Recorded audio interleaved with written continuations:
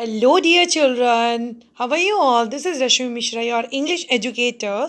Today I am here with another topic of English Beehive book, and the poem name is On Killing a Tree. So, children, today I am going to explain this poem. So, what is the poem? It takes much time to kill a tree. So, here poet is describing in this poem what is the importance of the tree, and poet ने एक tree की comparison एक human body से की है. ठीक है, तो you will read in this chapter about the tree. So the poet is saying it take much time to kill a tree. तो poet कह रहा है कि किसी भी पेड़ को काटने में बहुत ज़्यादा समय लगता है. Not a simple jab of the knife will do it. जैब क्या होता है चिल्ड्रन? सडन रफ ब्लो जो होता है, एक तरीके का सडन एक हार्ट होता है, एक टच होता है नाइफ का, वो भी उस कुछ नहीं कर सकता, उस पेड़ को नहीं काट सकता. किसके? नाइफ का एक जैब जो होता है, एक सडन सा ब्लो जो होता है, वो भी ट्री को नहीं काट सकता. It has grown slowly consuming the earth. क्यों? क्योंकि जो ये ट्री है वो बहुत धीरे धीरे ग्रो करा है, इसने बहुत धीरे धीरे बड़ा हुआ है. अर्थ से उसकी सॉइल जो न्यूट्रिशंस हैं सब कुछ कंज्यूम करते हुए, कंज्यूम का अर्थ होता है यूज़ करना, तो अर्थ से उसके न्यूट्रिशंस को यूज़ करते हुए जो ट्री है वो धीरे धीरे ग्रो करता है. So feeding upon its crust, absorbing years of sunlight, air, water, and out of its leprous height sprouting leaves. So here the poet is telling us कि जो ट्री है वो कैसे ग्रो करता है? कंज्यूम करते हुए, अर्थ से उसके न्यूट्रिशंस को कंज्यूम करते हुए, यूज़ करते हुए, धीरे धीरे उसकी क्रस्ट से, उसकी जो रूट्स होती हैं उसकी जड़ से, है ना, उससे न्यूट्रिशन लेता है, उससे पावर लेता है और ग्रो करता है. और क्या एब्जॉर्ब करता है ट्री? सनलाइट, सूरज की रोशनी, which is very important to any type of sapling, any type of plant to grow properly. And और क्या क्या चाहिए ट्रीज़ को? एयर चाहिए, वाटर चाहिए अच्छे से ग्रो करने के लिए. And out of it leprous hide. Leprous hide क्या होता है चिल्ड्रन? एक डिस्कलर्ड कलर का जो बार्क होता है, मोटा लॉग के जो बाहर की स्किन होती है, उसको बोला गया है लिप्रेस हाइट, है ना. तो वो जो बार्क होता है, चाहे उस पर कितना ही कट लगा दो, बट स्टिल छोटे छोटे स्प्राउट लीव्स के उस ट्री पर वापस आते जाते हैं, चाहे उसे कितना ही आप नाइफ से कट कर लो. Then so hack and chop, but this alone won't do it. So here the poet is saying कि केवल एक कट लगाकर, रफली कट लगाकर या चॉप कर कर हम ट्री को कटिंग नहीं कर सकते, बिल्कुल अलग नहीं कर सकते रूट से, ये वर्क नहीं करेगा.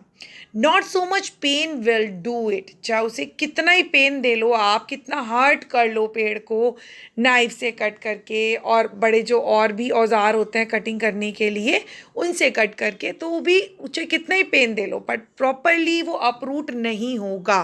The bleeding bark will heal. और जब अगर उस पर नाइफ से जैब करते हैं, अटैक करते हैं या प्रहार करते हैं, तो क्या होता है? जो बार्क है, जो छाल है ट्री की, उसमें से क्या निकलता है? एक सैप निकलता है ना, जिसको पॉइंट ने कहा यहाँ पे ब्लीडिंग, जस्ट लाइक अ ब्लीडिंग, कि ह्यूमन बॉडी पर अगर अटैक करते हैं, स्किन पर अटैक करते हैं, तो जैसे ब्लीड करता है वो, वैसे ही अगर बार्क पर हम नाइफ से अटैक करते हैं, जैब करते हैं, तो क्या होता है? वो भी उसकी जो बार्क है वो उससे ब्लीडिंग होने लगती है. It will heal and from close to the ground. और कुछ समय के बाद वो भी हील कर जाती है, वो घाव भी भर जाता है ट्री का, और अगेन इट स्टार्टेड ग्रोइंग. छोटे छोटे ग्रीन कलर के जो ट्विग्स होते हैं, ट्विग्स किसे कहते हैं चिल्ड्रन? न्यू सैपलिंग्स जो होते हैं, है ना, बार्क में से दोबारा से फूटने लग जाते हैं छोटे छोटे twigs.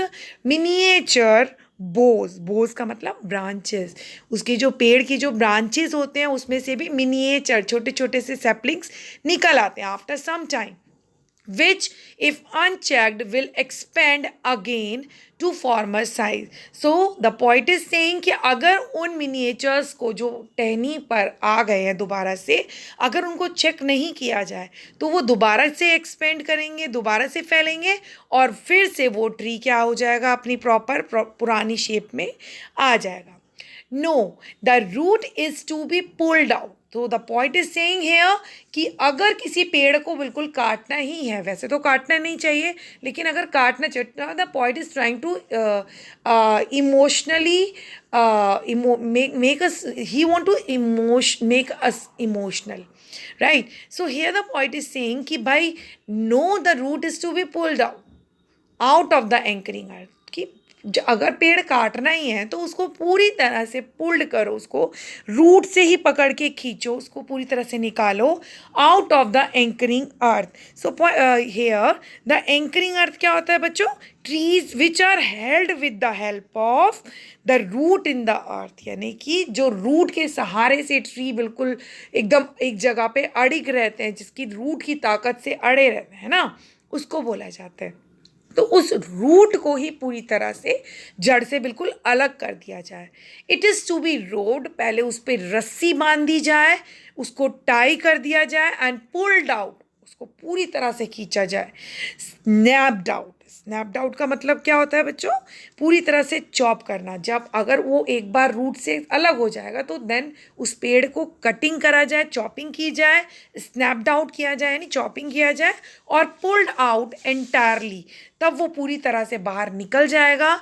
And out from the earth cave and the strength of the tree expose, और उसके बाद जब उसे अर्थ की केव से, जहाँ से उसको सॉइल मिल रहा था, न्यूट्रिशन मिल रहे थे, उससे बाहर निकाल दिया जाएगा, तो पॉइंट की जो ट्री है उसकी जो पूरी तरह से स्ट्रेंथ है वो भी क्या हो जाएगी? एक्सपोज हो जाएगी, दिख जाएंगी, उसकी रूट निकल जाएंगी बाहर. तो the source white and wet, the most sensitive. So whenever you will pulled out any of the tree from the root, तो आप एक बार चेक करना बच्चों कि जो सोर्सेज होते हैं जिसने उस रूट को, उस पेड़ को एक जगह पे बांध कर रखा है, वाइट और वेट कलर के वहाँ पर निशान हो जाते हैं, मार्क हो जाते हैं, और they are very sensitive, hidden for year, क्योंकि वो अर्थ के अंदर बहुत सालों से हिडन थे, वो छुपा हुआ पार्ट था, है ना. तो अगर आप उसे रूट को पूरी तरह से अलग करोगे तो क्या होगा? देखो ये अपरूट हो गया पूरी तरह से. Then the matter of scorching and choking, और उसके बाद क्या काम करेंगे? स्कॉर्चिंग और चॉकिंग का मतलब, स्कॉर्चिंग का मतलब उसको ड्राई करना पूरी तरह से, है ना. आफ्टर अपरूटिंग उसको ड्राई करेंगे, देन उसके बाद उसको कटिंग करेंगे, अच्छे से चॉक करेंगे इन सन एंड एयर, हवा में और सूरज की रोशनी में.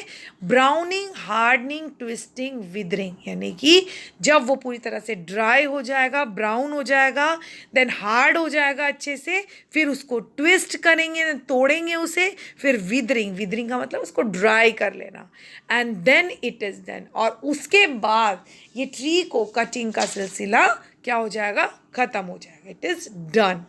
So now here the poem is an and. So here the poet is telling us about the importance of a tree.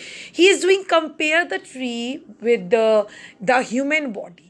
जिस तरह से ह्यूमन बॉडी पर अटैक करने से वो स्किन पर ब्लीडिंग होना शुरू हो जाता है, उसी तरह से अगर हम किसी भी ट्री पर अटैक करते हैं तो जो उसकी जो बार्क वाला एरिया है उससे सैप, जिसको एक लिक्विड टाइप होता है बच्चों, ये वो निकलने लग जाएगा.